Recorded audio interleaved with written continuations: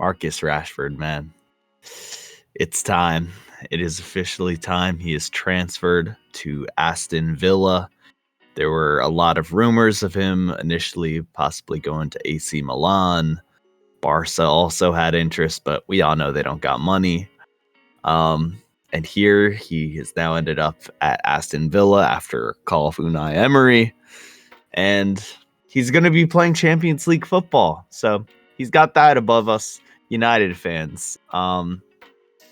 It's a big deal. He's being loaned out, but there is an option to buy for, I believe, about £40 million at the end of the season, which I feel like they're probably going to take. I don't see how Rashford comes back to Manchester in the state he's been and how the relationship with Ruben Amorim has been. So curious what your thoughts are on this. Yeah, I think he's absolutely finessed. I'm not gonna lie. Like, to me anyway, Rashford, I want a new challenge. Like, I think to me, like, that should have been a step down in theory, or at least a step across to another league. Mm-hmm. But the fact that he's staying in the Prem and he's going not even to a rival, because at this point you can't even consider them on the same level. He's stepping up to Aston Villa, who are, like you said, playing Champions League football, who are battling to get in these top 6, top 5, top 4, whatever it's going to be. Like, that's wild to me. And Villa also, I think they also brought in Asensio recently as well. And they look like they're trying to make a really big push here. And Rashford has the potential to be a part of a really strong squad here. I don't think they're actually going to win the Champions League or anything, but still, that's wild. I think he's really finessed. I thought he was going abroad for sure. But that's the key word there, is potential. And that's the thing people have associated with Rashford his entire career. The potential he had, he definitely followed through in some moments. And more recently, he has not. I think Aston Villa, I mean, with the state of things now, with him supposedly not training hard enough, not giving his maximum effort, I think it's pretty interesting a coach like Unai Emery is willing to take that chance on him, knowing these things, and knowing also previous United managers have had their issues with Rashford and his training and his effort. There's that infamous clip of him on the field literally just jogging like 2 feet away from a defender with the ball and not pressing him at all. So I truly am kind of bewildered. Like, it is a step up, but I don't know how long that's gonna last. Or maybe he literally just needs the reset of like a new team, new location, and he'll be back to quote unquote normal in no time. My question to y'all is, do you actually think he's happy to stay in the Prem? Because I've also read reports. You don't look happy. Yeah, right. But I'm like, there's also reports that he's not, he's not moving. He's just gonna commute to Aston Villa, but he's not gonna move his residence. So he's gonna stay in the same place. Do y'all think that plays a factor in how satisfied he is with the move, especially when there was such buzz about him changing leagues and joining Barca? I think I don't know how much a part that plays. I think the biggest thing to me is just in the press images that came out today. Like, I've seen that dude smile before, and the smiles he's showing in these photos do not look at all genuine or satisfied with this result. And I think he kind of reaped what he sowed in that when he put out that PR interview of I'm looking for a new challenge, he expected a lot of big clubs to come up and rush to sign him. Clearly, that didn't happen. Not many clubs did. And even Barca considering him, I don't even know why they considered him, because they've had their own problems. They only just had Olmo registered with La Liga. I don't know what they think how they think they're going to get Rashford signed and approved to play and all that, and even if he'd be able to contribute to their team. But that's besides the point. I think I don't think he's going to stay at Aston Villa long term. Personally, I don't see it. I just think he needs a bigger change than the Prem, going to another Prem team. For sure. Okay, cool. Yeah, I think maybe I didn't know about that. Like the housing thing, and maybe that's like a subconscious, like you said, Alexi, not saying they're long term type of situation. Like maybe he knows, or maybe he's hoping subconsciously. Okay, I still go there for the rest of the season. I commute, and then maybe in the summer, if Villa don't buy me, maybe someone else will come in, and I go somewhere else after that. So then, if I'm going abroad anyway, or some other team, there's no point moving for the back half of the season just to move again. If that's the thought process, I can see that for sure. But if he does end up staying in Villa long term, then it is kind of weird. But yeah, I guess it is only a loan, so there's only so much you can predict that will happen. It's up to him. There's no more excuses for him. It's up to him. He has to perform this back half of the season if he wants a big move. Whether it's Villa paying 40 mil for him, the 40 mil could prove to be. It could be a deal. Yeah, it could be a deal. Like if this turns into like the potential, like we say, quote unquote potential with Rashford, 40 mil could be a bargain. Or if it's more of what we've been seeing, that can be an overpayment. So, and maybe Villa just won't pay it. We never know. But it's up to him now. There's no more excuses. He has to go perform. Yeah. I'm actually, like, it's funny, that 40 mil number, like, if you told me 4 years ago, like, we'd potentially be selling him for that low, I would have said you're lying.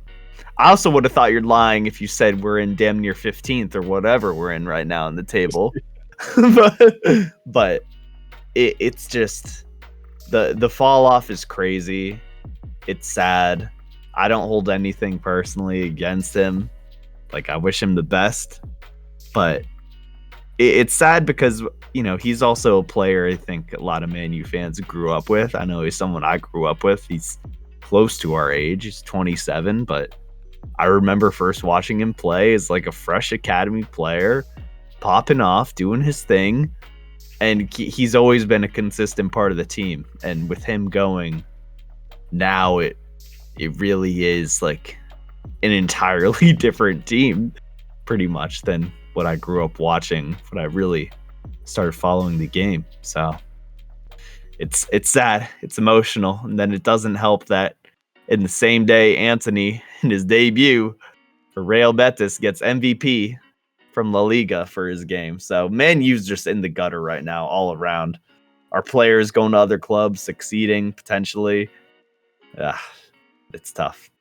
That's what's funny about it, is that now we really get to find out. And I think it's not really the biggest discovery. Man U's rotten. Let's put it how it is. We know that. We know that. At this point, it's rotten to the core. But to an extent, people are going to say, oh, is Man U the problem? Rashford the problem? Now we're going to see, can Rashford go perform elsewhere? Or like Anthony, like you just mentioned, can he go perform elsewhere? Or will Man U improve without these players? Yeah. I think either way, I think, like we mentioned in the video, that's not out yet, but by the time this is out, that will be out.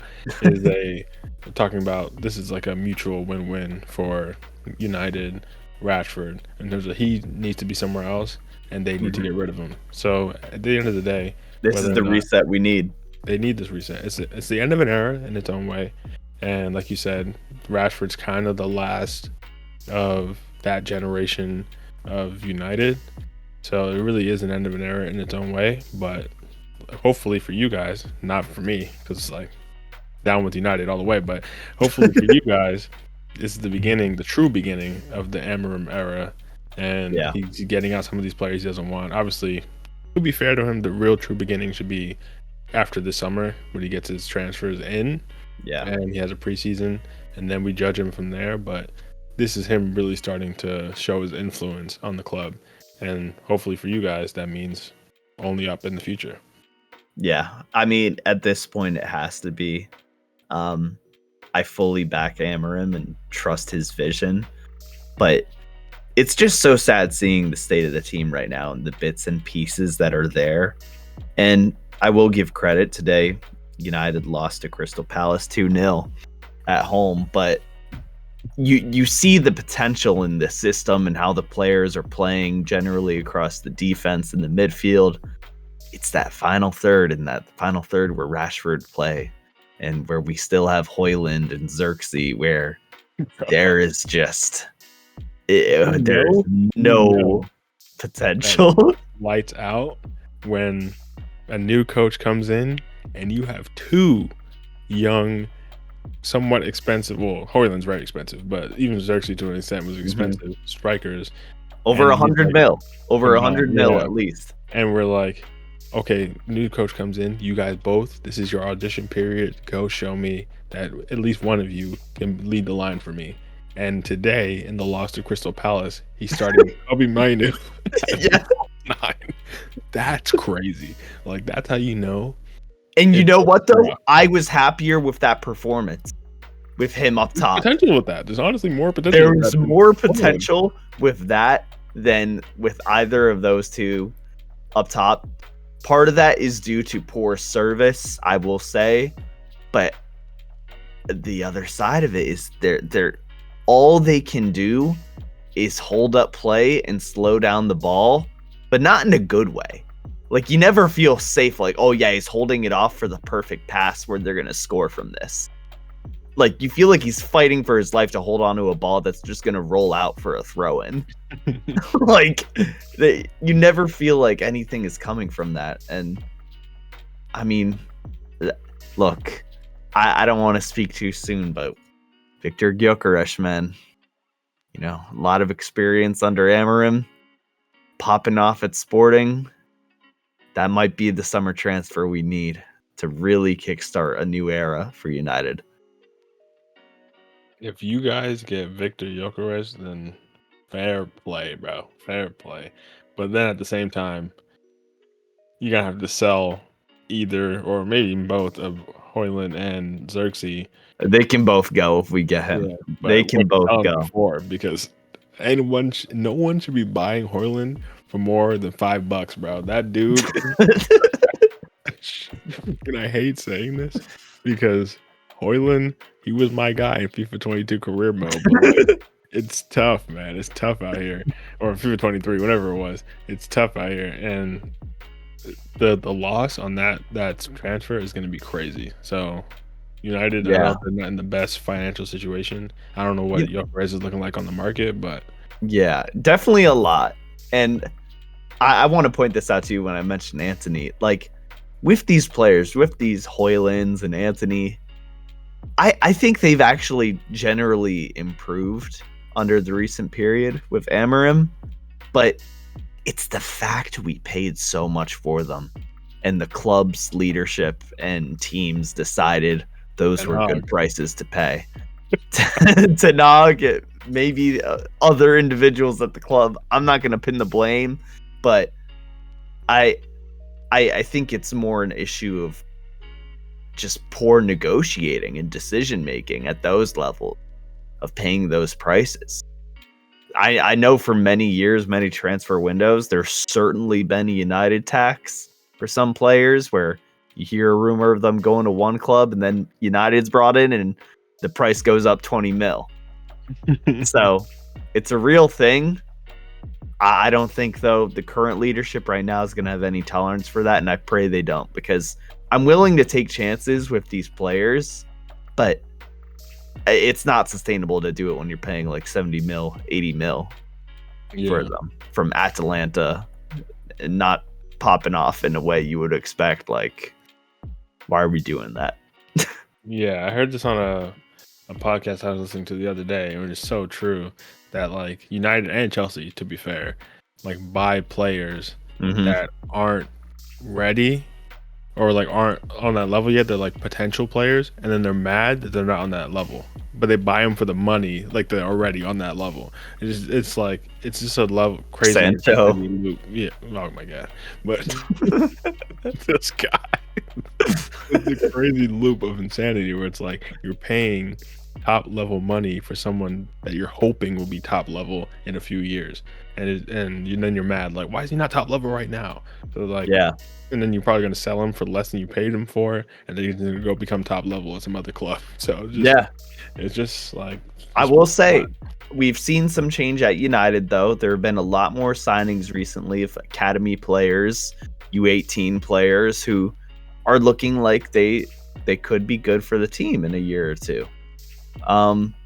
So I will say we're making those smaller investments that might be able to pay off. You hope so. I hope so. Yeah, we'll see. It'll be very interesting to see, especially now that he's staying in the league. It'll be very interesting to see how this plays out for the rest of the season. Because if he went abroad, like I still would have been keeping an eye on it, but like it doesn't feel as consequential. But seeing him now playing in the Prem for like a big team, well, not big in name compared to United, but big in terms of way higher in the table. Where are they placed right now, Aston Villa? I haven't seen the table I believe today. they're like have 6th or 7th. Let me see. Table. I'm googling this real quick. They're 8th. Okay, they're still 8th, but still they have a decent team though. Yeah, especially bringing in Rashford and Asensio. They're definitely pushing for. They want to get in those European spots. Asensio is such another crazy signing. I just would not expect. This is the same Asensio who was at Madrid, correct? Like, yeah, and he went to PSG. Like that is insane to me. Yeah, I'm surprised.